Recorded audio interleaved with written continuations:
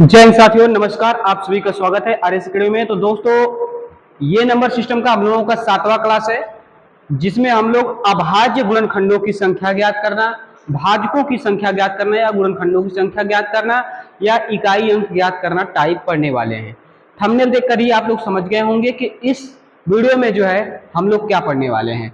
तो चलिए शुरू करते हैं। यहाँ पर सबसे पहले आप टाइप डाल लीजिएगा अभाज्य गुणनखंडों की संख्या ज्ञात करना। और पहला प्रश्न इसमें लिखा है दोस्तों कि 400 के अभाज्य गुणनखंडों की संख्या क्या है। तो इसे कैसे लगाएंगे, हर प्रश्न आप जरूर लिखिएगा और लगाने का प्रयास कीजिएगा, और फिर इसके बाद इसको नोट्स में जरूर लिखिएगा। यहां पर कहा है कि 400 के अभाज्य गुणनखंडों की संख्या। अभाज्य गुणनखंड निकालने से पहले आपको पता होना चाहिए कि अभाज्य संख्याएं क्या होती हैं। तो मैंने पहले वीडियो में आप सभी लोगों को बताया था कि वे संख्याएं जिनके केवल दो गुणनखंड हो उन्हें अभाज्य संख्या कहते हैं। जैसे 2, 3, 5, 7, 11, 13, 17, 19, 23, 29, मतलब जिनके केवल दो गुणनखंड हो। 9 मैंने इसलिए नहीं लिखा क्योंकि 9 के जो है 2 से अधिक गुणनखंड हो जाते हैं। 1, 3, 9 मतलब 2 से जिसके अधिक गुणनखंड हो जाएं वो भाज्य संख्याएं होती है, लेकिन यहाँ पर अभाज्य का है। तो अभाज्य का मतलब जिनके केवल दो गुणनखंड हों। तो यहाँ पर जो है 400 के अभाज्य गुणनखंड निकालना है कि कुल कितने होंगे। तो आप यहाँ पर क्या करेंगे, जिस तरह से एलसीएम लेते हैं उस तरह से यहाँ पर काटिए और देखिए कितना बार में कट रहा है। 2 से काटेंगे 100 बार में, फिर ये कटेगा, फिर 50 बार में कटेगा, फिर काटेंगे तो यहाँ पर 25 बार में कटेगा, फिर 5 से काटेंगे तो 5 बार में, फिर ये इतना बार में कट जाएगा। 2 कितना बार है दोस्तों, 4 बार, तो लिखिए 2 के पावर 4। 5 कितना बार है, 2 बार, तो लिखिए 5 के पावर 2। अब करना क्या है, अभाज्य गुणनखंडों की संख्या पूछा है तो 2 के पावर 4 है, मतलब 2 कितना बार है, 4 बार। 5 कितना बार है, 2 बार। तो अभाज्य गुणनखंडों की संख्या आपकी हो जाएगी, घातों को क्या करेंगे, जोड़ लेंगे, तो 4 2 कितना हो जाएगा, 6 आपका आंसर हो जाएगा। मतलब संख्या 400 में अभाज्य गुणनखंडों की संख्या जो है 6 आएगी। 4 को 2 आपको मिलेंगे देखने को और 2 जो है 5 मिलेंगे देखने को। ठीक है, तो ये प्रश्न समझ में आ गया हो तो अगला प्रश्न देखते हैं।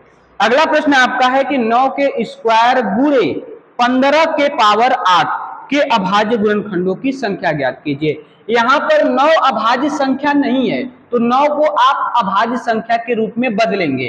कैसे बदलेंगे, तो 9 को तोड़िए आप 3 के पावर 2 और इसी के पावर 2 लगा हुआ है, मतलब 3 के पावर 2 का मतलब 9 के पावर 2। ठीक है, तो 9 के पावर वो 2 मैंने लिखा। गुणे में कर दीजिए, यहाँ पर 15 को क्या लिख सकते हैं, तो 3 गुणे 5 और इसके पावर 8 लगा हुआ है। अब यहाँ पर 3 के पावर 2 और फिर पावर में 2 है तो इन दोनों का घातों का क्या हुआ, गुणा, क्योंकि कोष्टक लगा है। तो यहाँ पर हो जाएगा 3 के पावर 4 और ये 8 जो है 3 के ऊपर भी है और 5 के ऊपर भी है क्योंकि वो घात कोष्टक के बाहर है। तो यहाँ पर लिखेंगे 3 के पावर 8 गुणे 5 के पावर 8। अब हमको कुल अभाज्य गुणनखंड निकालना है तो हम क्या करेंगे, घातों को जोड़ लेंगे क्योंकि 3 भी अभाज्य संख्या है और 5 भी अभाज्य संख्या है। तो 3 यहाँ पर 4 बार, यहाँ पर 8 बार, मतलब 8 4 12 बार, अब 12 8 20 बार, मतलब 20। 5 को है 8 को जो है 5 है, तो कुल कितना हो जाएगा, 4 + 8 + 8, कुल अभाज्य संख्या हो जाएगी 20। तो इसमें आपको अभाज्य संख्या देखने को मिलेगी 20 जब इसका आप गुणनखंड करेंगे तो। ठीक है, समझ में आ रहा होगा। अगला प्रश्न देखते हैं। अगला प्रश्न क्या है, 60 के पावर 25 के कुल अभाज्य गुणनखंडों की संख्या ज्ञात कीजिए। क्या करेंगे, सबसे पहले 60 को तोड़ेंगे, यहाँ पर 60 को क्या करेंगे, तोड़िए। 60 को तोड़ेंगे तो कितना बार में, 30 बार में कटेगा, फिर 2 से काटेंगे यहाँ पर 15 बार में, फिर 3 से काटेंगे 5 बार में, फिर 5 से काटेंगे 1 बार में। मतलब 60 को जो है हम लोग 2 गुणे 2 गुणे 3 गुणे 5 लिख सकते हैं। 2 गुणे 2 गुणे 3 गुणे 5 लिख सकते हैं और इसी के पावर 25 लगा हुआ है। अब ये 25 कोष्टक के बाहर है तो कोष्टक के अंदर जितनी संख्याएं हैं सभी के ऊपर 25 25 लगेगा, मतलब 2 के पावर भी 25 लगेगा, इस वाले 2 के पावर भी 25 लगेगा और इस 3 के पावर भी 25 लगेगा और 5 के पावर भी 25 लगेगा। तो हमें अभाज्य गुणनखंड निकालना है, तो घातों को क्या करते हैं, जोड़ते हैं। तो कितना बार 25 है, 4 बार, तो 4 बार ना जोड़ करके 4 से गुणा कर दीजिए, तभी भी वही आ जाएगा। 25 को आप 4 बार जोड़िए या 25 में 4 का गुणा कर दीजिए, तो अभाज्य गुणनखंडों की संख्या आ जाएगी 100। ठीक है, चलिए अगला प्रश्न देखते हैं। अगला प्रश्न क्या है आपका, अगला प्रश्न है कि 4 के पावर 11 और 5 के पावर 5, 3 के पावर 2, 13 के पावर 2 में अभाज्य गुणनखंडों की संख्या की गणना कीजिए। डायरेक्ट आप यहां पर बता सकते हैं, 5 2 7, 7 2 9, 9 वो ये हो गया, और ये 4 के पावर 11 है तो 4 को लिख सकते हैं 2 के पावर 2, तो 2 के पावर 2 का मतलब 11 गुना के 22, तो 22 ये, और फिर इसके बाद ये कितना था, 5 2 7, 7 2 9, 22 9 हो जाएगा आपका 31। मतलब बिना पेन उठाए आप उसको बता सकते हैं, लेकिन आपको नोट्स में उतारना है तो इसे कैसे लगाएंगे, तो 4 को लिखिए 2 के पावर 2 और घात में 11 है, घात में 11 है, फिर इसके बाद जो है 5 के पावर 5 दिया हुआ है, फिर 3 के पावर 2 दिया है, फिर यहाँ पर 13 के पावर 2 दिया है, और ये 2 5 3 13 सभी क्या है, अभाज्य संख्याएं हैं। तो यहाँ पर 2 का 11 में गुणा होगा, 2 के पावर 22 हो जाएगा, 5 के पावर 5 है, 3 के पावर 2 है और 13 के पावर 2 है। 2 भी अभाज्य है, 5 भी अभाज्य है, 3 भी अभाज्य है, 13 भी अभाज्य है। तो उनके ऊपर जो घातें लगी हुई हैं हम क्या करेंगे, उनको जोड़ लेंगे। जैसे ही जोड़ेंगे तो क्या आ जाएगा दोस्तों, तो 22 5 27 और 27 4 31, तो कितना अभाज्य संख्याएं आ जाएंगी, 31 आ जाएंगी। 4 के पावर 11 गुणे 5 के पावर 5 गुणे 3 के पावर 2 गुणे 13 के पावर 2 में। ठीक है, समझ में आ रहा होगा।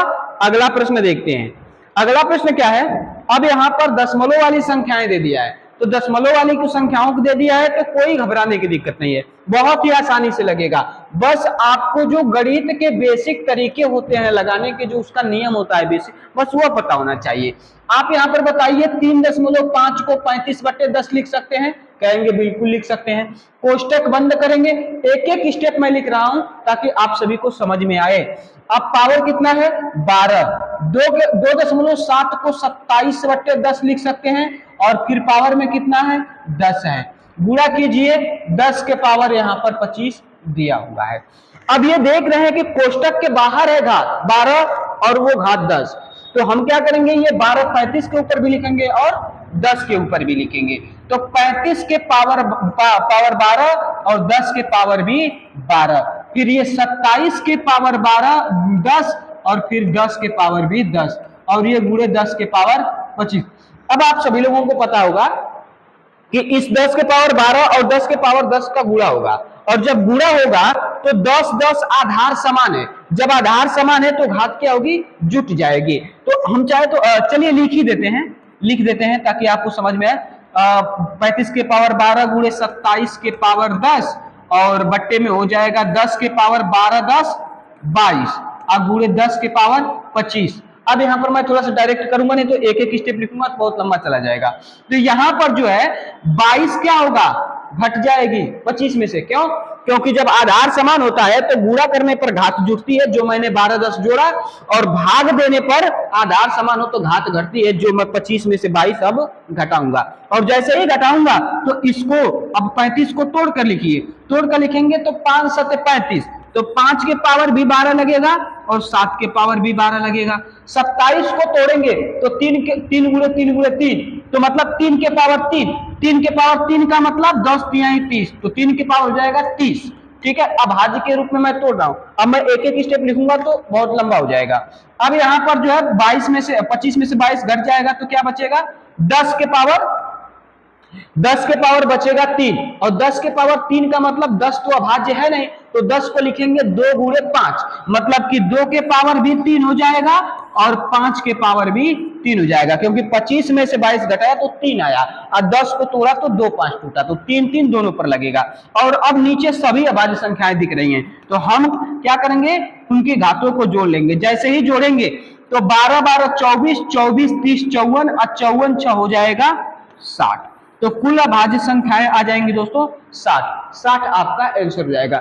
यदि आप अभ्यास जब इस पर कर लेंगे ना, तो ये प्रश्न इतना लंबा आपको लगाने की आवश्यकता नहीं है, आप शॉर्टकट कर सकते हैं। बस मैं एक एक स्टेप लिख दिया हूं ताकि आपको अच्छे समझ में आए, बस यहीं पर थोड़ा कैलकुलेशन मैं साट किया हूं, ठीक है।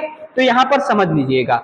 चलिए अगला, अगला है 60 के पावर 15 और 1.5 के पावर 8। दशमलव दिया है, कोई दिक्कत नहीं है। यहां पर 60 के पावर 15 है, तो 60 को हम लोग किस में तोड़े थे, 2 गुणे 2 गुणे 3 गुणे 5, ताकि 2 दूना के 4 तो 12 25 60 हो जाए। तो यहां पर जो है 2 के पावर भी 15 लिखेंगे, ठीक है। और फिर इसके बाद जो है, नहीं उसको ऐसे नहीं तोड़ते नहीं तो बड़ा लंबा हो जाएगा, पहले इसको ऐसे ही रहने दीजिए। क्या कीजिए, 60 के पावर 15 रहने दीजिए, हो सकता है कुछ मिले इसमें। अब यहां पर देखिए 15 बटे क्या कीजिए, 15 बटे 10 के पावर 8 कीजिए, मतलब इसके पावर भी 8 कीजिए और इसके पावर भी 8 कीजिए। 35 के बट्टे 10, इसके पावर भी 7 कीजिए, इसके भी पावर 7 कीजिए, क्योंकि जो 7 है वो दोनों के ऊपर लगेगा। अब यहां पर देखिए, जब 60 को तोड़ेंगे तो आपको नीचे दिख रहा है 10 के पावर 8 गुणे 10 के पावर 7, मतलब 10 के पावर 15। और इसको जब हम तोड़ेंगे 6 के पावर 15 गुणे 10 के पावर 15 गुणे, इसको जब तोड़ेंगे 15 के पावर 8, तोड़ते नहीं है लास्ट में तोड़ लेंगे हम लोग, और 35 के पावर 7, और बट्टे में इनका जब गुणा होगा तो 10 के पावर 15, 15 से 15 ये कट जाएगा 10 के पावर 15। अब जब इसको तोड़ेंगे दोस्त तो यहां पर आ जाएगा 2 के पावर 15, क्योंकि 6 को तोड़ेंगे तो 2 तिहाई 6 टूटेगा, और 3 के पावर भी 15 लगेगा, गुणे ऐसे 3 के पावर 8, और फिर इसके बाद जो है 5 के पावर भी 8। 15 को तोड़ेंगे तो 5 के पावर भी 7 लगेगा और 7 के पावर भी 7 लगेगा। अब 2 3 3 5 5 7 सभी अभाज्य हैं।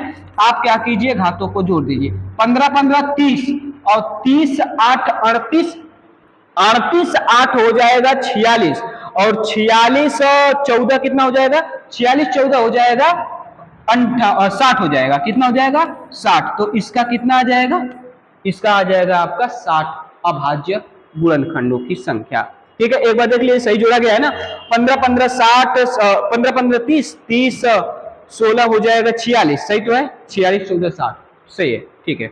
चलिए अगला देखते हैं, कह रहा है 90 के विषम अभाज्य गुणनखंडों की संख्या है। यहां पर ध्यान रहे, विषम अभाज्य गुणनखंडों की संख्या लेना है, मतलब 2 नहीं काउंट करना है, क्योंकि 2 अभाज्य तो है लेकिन सम अभाज्य है, लेकिन यहां पर विषम बोला है तो 2 को वहां पर नहीं काउंट करना है।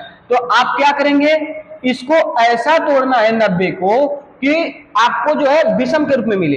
तो 3 से तोड़िए 90 को, क्या करेंगे 90 को तोड़िए, यहां पर 3 से काटिए, 2 से नहीं काट रहे हैं, क्यों नहीं काट रहे हैं, क्योंकि 2 सम है और हमसे विषम पूछा है। तो 3 से काटेंगे तो ये कटेगा 30 बार में, फिर कटेगा 10 बार में, फिर इसके बाद 5 से काटिए, 5 से काटेंगे तो 2 बार में। अब 2 को लेना ही नहीं है, ठीक है, क्योंकि ये सम अभाज्य है। तो कितना हो गया गुणनखंड, 3 अभाज्य गुणनखंड दिख रहे हैं, 1 2 3, मतलब 3 के पावर 2 गुणे 5 के पावर 1, मतलब 2 1 3 आपका क्या हो जाएगा, आंसर हो जाएगा। तो 90 में कुल कितने अभाज्य विषम अभाज्य गुणनखंड मिलेंगे, तो 3 मिलेंगे, तो 3 आपका आंसर हो जाएगा। चलिए अब इसके बाद अभाज्य गुणनखंड का क्वेश्चन समाप्त हो गया। अब भाजकों या गुणनखंडों की संख्या, अब यहां पर अभाज्य नहीं भाजक, मतलब कि वो भाज्य भी होंगे, मतलब सम विषम प्राकृतिक संख्याएं होंगे, और प्राकृतिक संख्या सम भी होती है, विषम भी होती है, भाज्य भी होती है, अभाज्य भी होती है। तो यहाँ पर भाजक या गुणनखंड, भाजक कोई गुणनखंड कहते हैं, भाजक या गुणनखंडों की संख्या ज्ञात करना है, मतलब यहाँ पर प्राकृतिक गुणनखंडों की संख्या ज्ञात करना है, प्राकृतिक भाजकों की संख्या, मतलब वो भाज्य भी हो सकती है, अभाज्य भी हो सकती है। तो यहाँ पर मैं आपको एक क्वेश्चन दिया हूं, पहले ये स्ट्रक्चर मैं बता देता हूं, फिर इसके बाद इस पर हम लोग क्वेश्चन करेंगे। सबसे पहले एक छोटी सी संख्या लेते हैं और इस पर पूरा प्रोसेस जो है वो मैं आप सभी को बता दे रहा हूं। यहां पर मान लीजिए कि कोई संख्या दे दिया है, संख्या 24, और संख्या 24 के कायदे कि सभी भाजकों की संख्या ज्ञात कीजिए, या संख्या 24 के सभी भाजकों की संख्या का योगफल ज्ञात कीजिए, या सभी समभाजकों की संख्या ज्ञात कीजिए, या सभी समभाजकों की संख्या का योगफल ज्ञात कीजिए, या आपसे कह दे सभी विषम भाजकों की संख्या या सभी विषम भाजकों की संख्या का योगफल। इतना तरीके से जो है, 6 तरीके से जो है आपको किसी भी संख्या का पूछ सकता है, भाजक या गुणनखंडों की संख्या। तो इसे कैसे लगाएंगे, तो यहां पर देखिए, आप सबसे पहले 24 को तोड़िएगा, जब 24 को तोड़ेंगे तो यहां पर आपका बनेगा यहां आपका बनेगा, क्या बनेगा, 2 के पावर 3 गुणे 3 के पावर 1, 2 के पावर 3 गुणे 3 के पावर 1, क्योंकि 24 को तोड़ेंगे तो 2 3 बार मिलेगा और 3 1 बार मिलेगा, तो 2 के पावर 3 लिखेंगे और 3 के पावर 1। ऐसे तोड़ने के बाद आप घातों को याद रखेंगे कि 2 के पावर क्या है 3, 3 के पावर क्या है 1। जब भी आपसे सभी भाजकों की संख्या कहेगा तो सभी के घात में एक एक जोड़ेंगे, सभी के घात में एक एक जोड़ेंगे और कोष्टक में बंद करते चले जाएंगे और फिर इसके बाद इसको हल कर देंगे। तो 3 1 4, 1 1 2, 4 गुना के हो जाएगा 8, मतलब 24 के 8 जो है भाजक हैं, वो कौन कौन है, तो मैं आपको दिखा देता हूं। तो 24 1 से भी कटेगा, 2 से भी कटेगा, 3 से भी कटेगा, 4 से भी कटेगा, 6 से भी कटेगा, 8 से भी कटेगा, 12 से भी कटेगा और 24 से भी कटेगा। यही वो 8 है, 1 2 3 4 5 6 7 8, यही 24 के 8 भाजक हैं जो 24 को विभाजित करेंगे। तो सभी भाजकों की संख्या कितनी आ गई, 8 आ गई। अब आपसे सभी भाजकों की संख्या का योगफल पूछ दे तो आप क्या करेंगे, जो घात लगी हुई है उस घात को आप 2 के पावर 3 लिखा है तो 2 के पावर 0 से शुरू करेंगे और जहां तक घात है तहां तक आप लगाते चले जाएंगे। 3 तक थी तो 0 से शुरू किया और 3 तक मैंने लिख करके एक कोष्टक में बंद कर दिया। इसी तरह से आप 3 के पावर 1 है तो 3 के पावर 0 से शुरू कीजिए और 3 के पावर 1 तक लिखिए। योगफल के लिए यह कार्य करना है और इसी को हल कर दीजिए। 2 के पावर 3 का मान 8 होता है और 2 के पावर 1 का मान 2 होता है, तो 8 2 हो गया 10 और 2 के पावर 0 का मान होता है 1, क्योंकि किसी भी संख्या पावर 0 होता है तो 1 होता है। तो 8 2 10, 10 1 11, ये कितना बना, 11 बन गया। इसी तरह से इसको करेंगे तो 3 1 कितना हो जाएगा, 4, सही है ना। 2 के पावर अरे एक मिनट, यहां पर 2 के पावर 2 तो छूट ही गया है, 2 के पावर 2 जो है छूट गया। हम कह रहे हैं गलत क्यों आ रहा है, यहां पर जो है 2 के पावर 2 छूट गया है। अभी जब इसको हल करेंगे तो 2 के पावर 3 का मान 8, 2 के पावर 2 का मान 4, 8 4 12, 2 के पावर 1 का मान 2 तो 12 2 14 और 2 के पावर 0 का मान 1 तो आ जाएगा 15। इसको हल करेंगे तो 4, अब 15 का 4 में गुणा करेंगे तो कितना आ जाएगा दोस्त, 60। तो उसके भाजकों की संख्या का योगफल हो जाएगा, सभी भाजकों की संख्या का योगफल 60। आप यहां पर सभी को जोड़ करके चेक कर सकते हैं, 60 ही आएगा, ठीक है। अब यदि आपसे सभी समभाजकों की संख्या कह दे, समभाजकों की संख्या, तो आप क्या करेंगे कि जो 2 के पावर 3 है उस 2 के पावर 3 में 1 नहीं जोड़ेंगे, ठीक है। जब समभाजकों की संख्या पूछेगा तो जो 2 के पावर जो भी घात होगी उसके घात में कुछ नहीं जोड़ना है, बकिया जो विषम वाली संख्याएं होंगे और उनके ऊपर जो घात लगी होगी उनमें जो है 1 आप जोड़ेंगे, तो ये 1 1 2 हो जाएगा और 2 तिहाई 6 हो जाएगा। तो 6 आपको समभाजकों की संख्या दिखेगी और वो 6 कौन है, तो 2 है, 4 है, 6 8 12 24, बकिया 1 3 तो विषम है। तो 8 गो में से 6 गो सम तो 2 गो विषम, विषम वाला दिखाएंगे आगे निकाल करके। लेकिन यहाँ पर यदि समभाजकों की संख्या ना पूछ करके समभाजकों की संख्या का योगफल कह दे तो क्या करेंगे, तो यहां पर ध्यान दीजिएगा। जब समभाजकों की संख्या का योगफल कहेगा सम, तो आप क्या करेंगे, 2 के पावर जो हम लोग 0 से शुरू किए थे, 2 के पावर जो है 3 से, यहां पर 2 के पावर 1 से शुरू करेंगे और 3 तक जाएंगे, 0 से कभी नहीं शुरू करेंगे। क्यों, क्योंकि 2 के पावर 0 लेंगे तो 1 आ जाएगा और हमको एक विषम संख्या है और 1 का योगफल नहीं चाहिए, सम संख्याओं का योगफल चाहिए, तो इसीलिए 2 के पावर 2 लेंगे यहाँ पर, ठीक है, जो सम वाली संख्या होगी। और फिर उसके बाद 2 के पावर 2, 2 के पावर 3 और इसके बाद 3 के पावर जो विषम वाला होगा उसमें 0 से शुरू करेंगे और जहां तक रहेगा तहां तक करेंगे। इसको हल करेंगे 14 आएगा, इनको हल करेंगे 4 आएगा, तो 14 चौको कितना हो जाएगा 56। तो 56 आ जाएगा समभाजकों की संख्या का योगफल। आप देख रहे होंगे कि इन सभी का योगफल 60 था और विषम दो भाजक थे 3 और 1, तो 3 1 4, तो जाहिर सी बात है 60 में से 4 विषम भाजकों का योगफल घटा लेंगे तो 56 ही आएगा, मतलब 56 हम लोगों का आंसर सही है। अब चलिए देखते हैं यहां पर विषम भाजक। जब विषम भाजक कहेगा तो एक चीज ध्यान दीजिएगा, जो 2 के पावर लिखा होगा उसको ध्यान नहीं देना है, क्योंकि विषम भाजकों की संख्या कहे या विषम भाजकों की संख्या का योगफल कहे, 2 के पावर वाली संख्या को लेना ही नहीं है, उसको काउंट ही नहीं करना है, बस विषम भाजकों की संख्या को यहां पर ध्यान देना है। तो 3 के पावर 1 था, तो 1 में आप क्या करेंगे, 1 जोड़ेंगे, तो आ जाएगा विषम भाजकों की संख्या 2। 2 के पावर 3, 3 में मैंने 1 क्यों नहीं जोड़ा, क्योंकि 2 था, और 2 वाली की संख्या के घात में उसको लेना ही नहीं है, जोड़ने की तो बात छोड़िए, उसको लेना ही नहीं है। यहां पर विषम भाजकों की संख्या को योगफल करा है, तो 2 के पावर 3 से मतलब नहीं रखना है, आपको 3 के पावर 1 से मतलब रखना है। तो 3 के पावर 0 से शुरू कीजिए और 3 के पावर 1 तक लिखिए, तो कितना आ जाएगा, 4। तो देखिए वहां पर समभाजकों की संख्या 6 थी, विषम भाजकों की संख्या 2 आ गई, तो कुल 8 हो गया। वहां पर समभाजकों की संख्या के योगफल 56 था, यहाँ पर विषम भाजकों की संख्या के योगफल 4 आ गया, तो 56 4 60 हो गया। मतलब हम लोगों का ये जो आंसर है एकदम सही है। तो इसी तरीके से आप किसी भी संख्या के भाजकों की संख्या निकाल सकते हैं। अब चलिए आइए देखते हैं अपने प्रश्नों को। आपका पहला प्रश्न है कि 256 में कुल कितनी संख्याओं से भाग दिया जा सकता है, मतलब कुल कितनी संख्याओं से भाग देने का कहने का मतलब है कि उसको कुल विभाजित करने वाली कुल कितनी संख्याएं हैं, मतलब कुल कितने भाजक हैं। तो मैं क्या बताया था, आप 256 को जो है तोड़िए और देखिए क्या बन रहा है।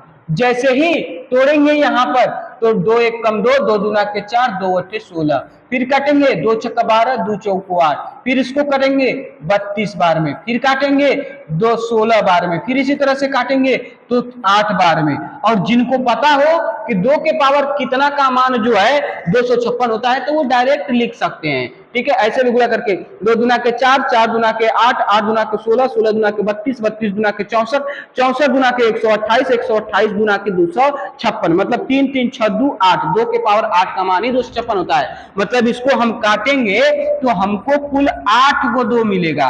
कितना 2 मिलेगा, 8 गो, 1 2 3 4 5 6 7 8, तो इसका मतलब 2 के पावर लिखेंगे 8। तो भाजकों की संख्या कितनी है, 8। तो हमारा आंसर क्या हो जाएगा, घात को ही हम भाजकों की संख्या कहते हैं, क्योंकि 2 8 बार आया है, मतलब 8 गो इसके भाजकों की संख्या मिलेगी। ठीक है, चलिए अगला देखते हैं। अगला क्या है कि 1 और स्वयं को छोड़कर 2 के पावर 6, 3 के पावर 2, 5 के पावर 4 और 7 के पावर 2 के कितने गुणनखंड हो सकते हैं।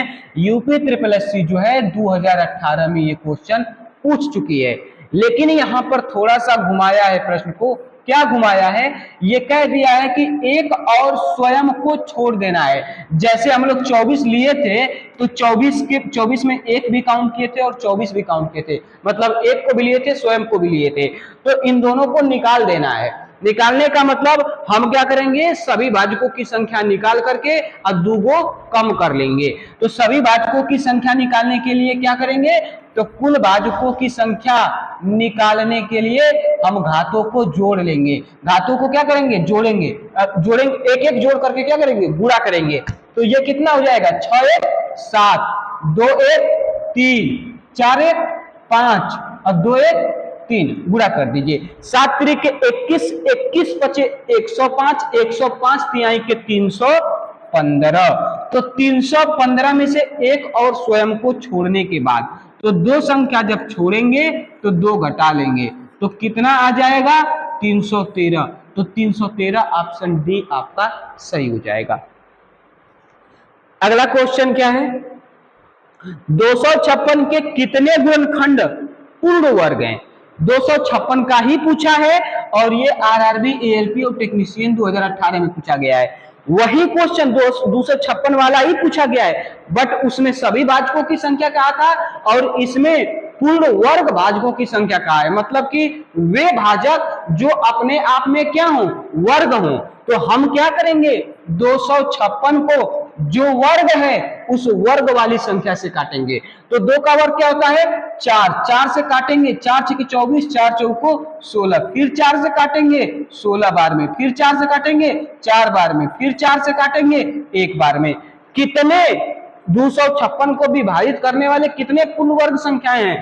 तो 1 2 3 4, मतलब 4 के पावर 4 लिखेंगे तो आपका आंसर कितना आएगा 4, ऑप्शन डी। ठीक है, चलिए अगला प्रश्न।